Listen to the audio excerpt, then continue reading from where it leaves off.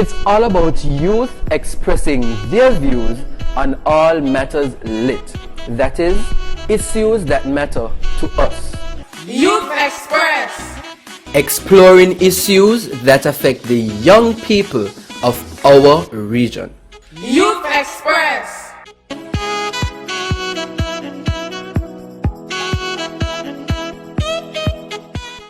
Hey guys, we're back with a new episode of Youth Express.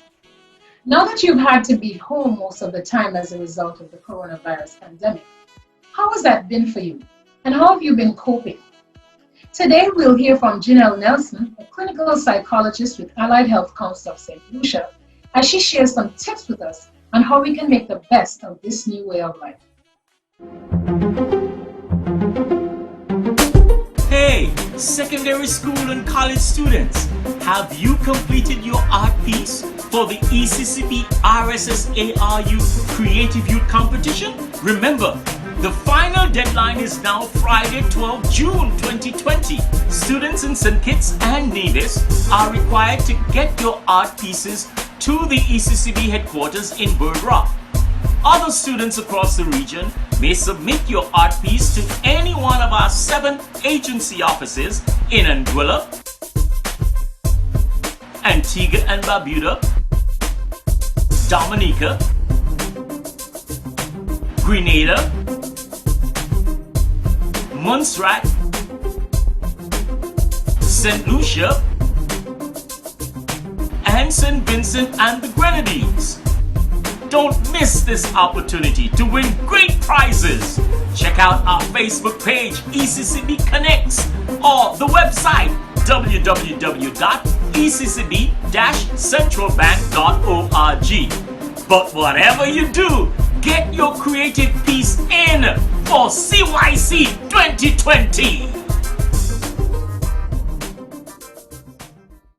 Ginelle, thanks for joining us today on Youth Express. Thank you so much for having me. It is a pleasure. Thank you. All of us have had to go through some major changes in a short space of time due to the coronavirus pandemic. For children and young people, it's meant staying at home for longer periods, homeschooling, and going from interacting with their friends face to face to now seeing them strictly on digital platforms. And it's been a difficult transition for some. What would you say to young people who are having a hard time adjusting to this new way of life? So the first thing that I would say to them is to recognize that exactly what they're feeling is completely normal. It's quite normal to be a bit sad. It's quite normal to have some kind of anxiety, to be withdrawn sometimes, to have different moods, to be fearful of going outside, worry over when the school going to reopen, missing their friends. So there are a whole host of feelings and emotions that young people would be experiencing at this time. And rightfully so, because it is an adjustment that they now have to make. And the thing is, they're adjusting to something that has not yet normalized. And therefore, it's a prolonged state of anxiety and worry that they may be experiencing. And as a result of that, it's maybe difficult for them to adjust. So one of the main things that they need to understand is that what they're experiencing and what they're feeling is completely normal. And it's a collective experience that most young, if not all young persons would be having right now, especially those who would have been a bit more social than others. Being away from their friends and having that physical interaction with their friends can be very depressing for some. And so you may have some young persons who would be taking this a bit harder than others, So for them in particular, I would say to them, monitor your emotions, monitor what you're feeling, name what it is you're feeling, and don't be afraid to talk about what it is you're feeling. You see, for us here in the Caribbean, we don't really like to talk about feelings. We don't really express our feelings verbally as much. So it will be a bit difficult for young people in particular to come out and say exactly what it is they're feeling. And it's important for parents as well to, mark some breaks and recognize that what your young people, what your children are experiencing is a bit of anxiety and stress from the entire situation. And therefore, it's also critical for parents not to be too hard on their kids, because what they may be seeing may be surface behaviors for deeper emotions that they may be experiencing during this time. You mentioned earlier that children should monitor their emotions and their feelings. But for a young person, what would that actually entail? How does that happen? Okay, so one of the things that I encourage the children and the young people that I interact with is, let's say on a morning when they wake up, especially whether it's so interesting now that they want to go back to school, but on a morning when it's trying to get them ready for school, they don't want to get up. Don't want to go, true. Exactly. So one of the things that I encourage them to do is when they wake up on a morning, and they start getting ready for school, recognize what mood they're in. Are they feeling excited to go to school to meet their friends? Are they a bit nervous to go into school? Are they a bit worried about something that's happening? Are they happy? What is the mood that they're feeling in the morning when they're about to go to school? And as the day progresses and different situations happen, what is the mood that they're feeling then? That becomes extremely important for us to develop that practice in terms of naming the emotions that we're feeling at a particular time, because it helps us, like I said, to monitor exactly what we're feeling. If we're able to monitor the emotions that we're having, then we can know whether or not the emotions that we're feeling, let's say sadness, we would know whether or not that feeling of sadness is lasting throughout the day in spite of different situations and events that may happen. So if, like I said, you wake up in the morning and you realize that you're feeling a bit down and out, then you get to school, you interact with your peers, they make jokes, they hang around, something interesting happens at school, but you'll still get that feeling of sadness. On an afternoon, you have extracurricular activities, you may or may not, and you return home and you're still feeling that. That's why monitoring your emotions is so extremely important, and naming your emotions. That's why it's important. So that's what monitoring your emotions would really look like. So they have to actively, look inside, how am I feeling? And then say throughout the day if this is lasting long. What I encourage people to do as well is to make a note of it, to have a personal journal, and to make a note of those feelings. So by the end of the week, you can look back and say what type of week you've had. And it can be based on different situations, but really and truly, you have in front of you something tangible that would recognize, that you can recognize and say, well, this is how I have been feeling for the past couple of days. Right. So as you say that, the young people are taking onus, trying to track their emotions and their feelings. Yes. What I want to know, and for you to, touch on, is what signs parents can look out for as well, because the young people are identifying how they feel and possibly are, recording it. What are parents, how do they fit into this equation, looking at their children? Okay, yes, it's extremely, extremely important for parents as well to monitor the progress that their child may be having. One of the major signs to look out for is persistent negative emotions and negative behaviors. Now, I don't like really using the term negative, because there are no good feelings, there are no bad feelings, they're just emotions. And it's our response to it that we may connote as negative or positive. But having said that though, what's important for parents to do is to also monitor. Let's say, for example, you notice that your child is very moody for the most of the day, or that they're having more outbursts than normal. For toddlers, if they're having more tantrums, excessive crying as well. If you realize that these types of emotions are persisting for the most of the day, into days and possibly weeks, right, then that is what you really need to pay attention to, because it means that they're having a very difficult time of adjusting to what is considered the new normal.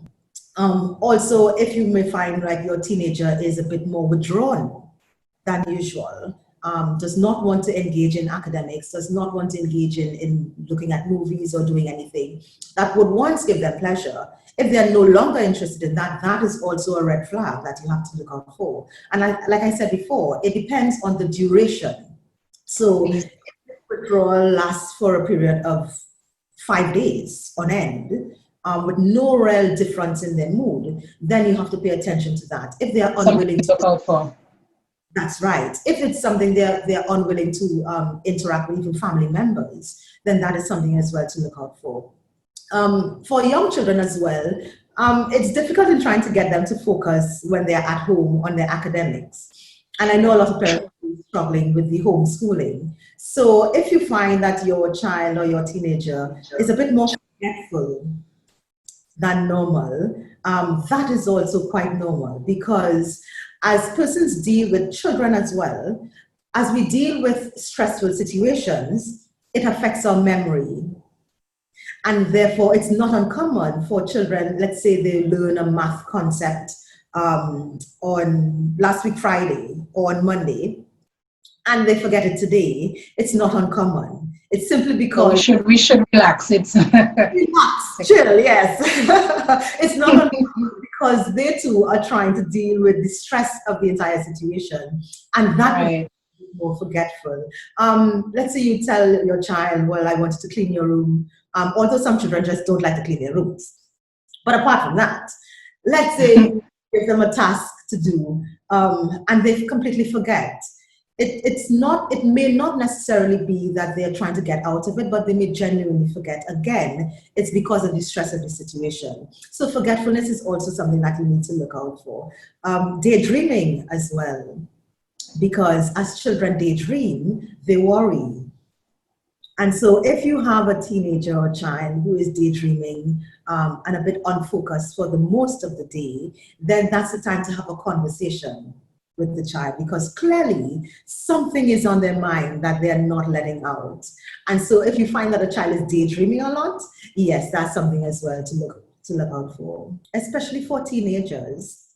Teenagers may exhibit a bit more depressive symptoms. So there may be changes in their appetite as well, changes in their sleep patterns. So if you recognize during the night that your teenager is getting up a lot during the night and they're not having a full night's sleep, that is also something that you want to consider in conjunction with a number of other things. If they are eating less, like I said before, if they are not enjoying activities as they used to, so all these what you consider to be depressive symptoms, these are things that you also need to look out for as parents. Now, Ginelle, having a parent or a younger person recognizing that I'm experiencing these emotions, I'm feeling different, I'm sad, and these things are, affecting me in a way that I'm just not liking. Are there specific strategies or activities that can be done on the part of the parents and the child to help to resolve these feelings? Yes, definitely. Well, one of the main things I would encourage parents to do is to communicate. Communication is the key. So communicate with your child, talk to your child, and find out exactly how they're feeling. They would have a number of questions during this time, especially younger children, a number of questions. So prepare yourself for those questions and be as honest as possible. If you don't know, then you don't know, but be as honest with them and communicate with them. In terms of specific strategies, though, especially for the teenagers, you can go to YouTube, and they can Google deep breathing exercises or progressive muscle relaxation techniques. And these are really powerful tools in terms of reducing anxiety and helping just general well-being and relaxation. So if you find that your child may be experiencing being on edge a lot, worried a lot, sad a lot, you can do the deep breathing exercises and the progressive muscle relaxation techniques with your child just to allow them to calm. I think from what you've said, there's a need for parents and especially to recognize that as much as they are stressed, as much as we are stressed, because I'm a parent myself, that our children are having to make this transition and sometimes have a hard time at it. Definitely. You could not have said it better. Yes, the children are experiencing a degree of stress. Now, the difference between the children and us adults is that we may be able to communicate and to express our emotions better than children. For some children, they may not understand the myriad of emotions that they're feeling at any one particular point in time. And therefore, it's difficult for them to communicate that. And so when you're saying that your child is acting up, and just not focused on their academics, because I know parents are homeschooling and they're not focused, you tend to get very irritable and very aggravated with them. But it's because they are having a difficult time in coping as well. One of the things that I say to parents is to be realistic. Have realistic expectations. I was a teacher for 10 years, and I have never come across a student who sat perfectly still in class and read. I've never, not even for 40 minutes. And lessons would usually last around 30 minutes to 40 minutes. I have never come across a student like that. And so while you're homeschooling, it's important to recognize that your child will want to go and get something to drink and then go to the room and then come back. And that, because even teachers, they're in school and they're confined to the classroom, but you would find children getting up to throw something to the bin, and it's because they have that natural inclination to move. And so, yes, and so they would want to chat with their friends. They're getting their work done, but they'd still be chatting with their friends. They'd get up to share out the books or to do something for the teacher because they would want to move. And so when you're at home and you're homeschooling, it's really important to recognize that it's virtually impossible for your child to just sit and focus. What they're told. Does not speak. Exactly. So it's important as well for parents to, have a schedule, have a routine, and to, within that routine, to allow for breaks. Allow for breaks, allow for lunch, allow for chatting, allow for relaxation time, because that is, it's their natural inclination to move. What you've said is very important, because parents, although they are children and we interact with them, we've not had to have them in this space on an ongoing basis for this period of time. And now, we've turned, to full-time teachers. So it's hard for some to make this transition. So I think what you said about being realistic and exercising patience is quite important, quite useful.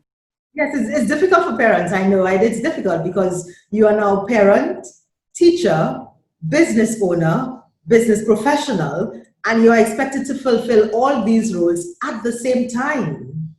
Now, when your children are at school, they have a teacher, but you are now coming in and filling that role as well. So it's that, I know, that is adding to the pressures that parents are feeling.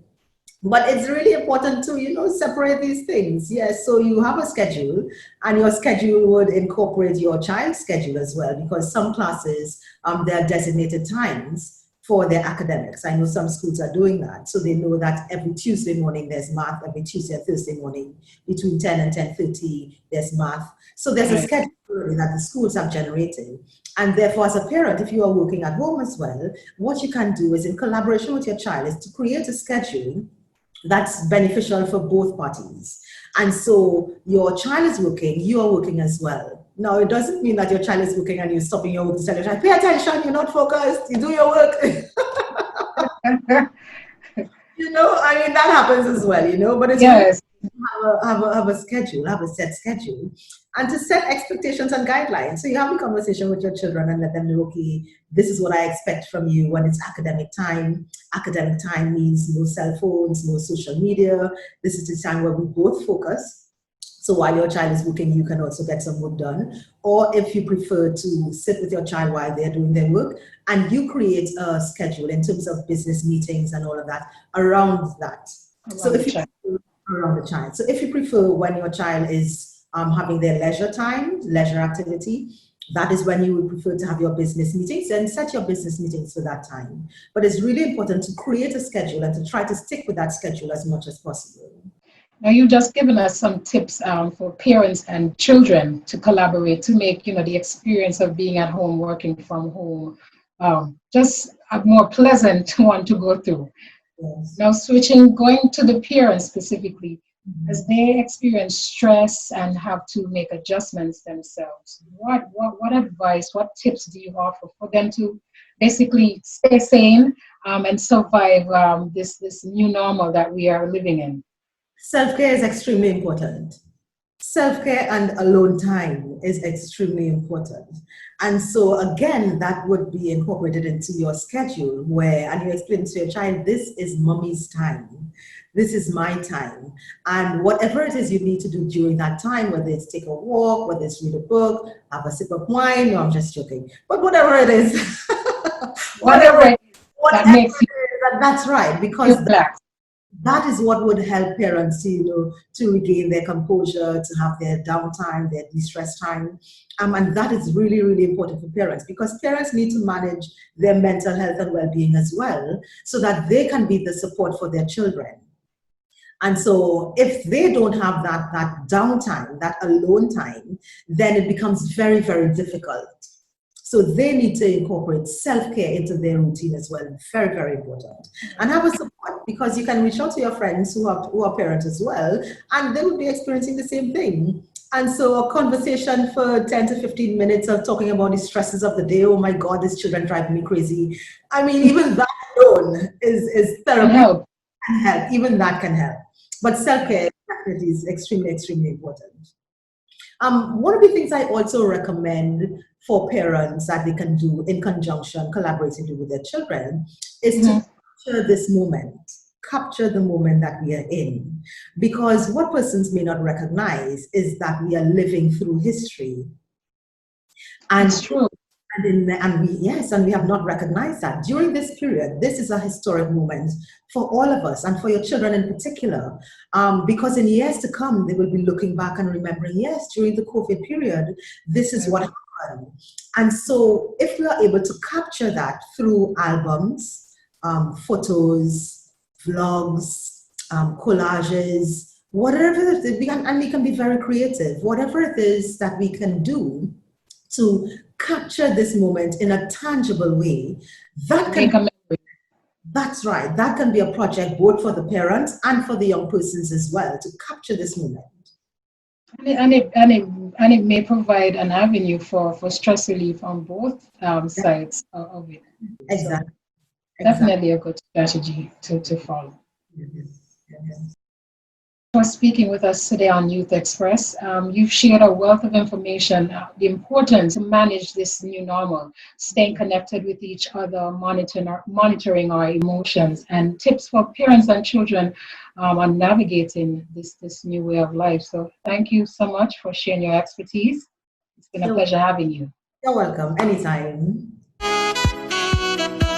You've been watching Youth Express, a production of the ECCB, where we discuss topics that affect our youth and where youth express themselves about ideas and issues that matter to them. We encourage you to do all you can to stay safe during this time and invite you to join us again for another episode of Youth Express. Youth Express. It's all about youth expressing their views on all matters lit. That is, issues that matter to us. Youth Express. Exploring issues that affect the young people of our region. Youth Express.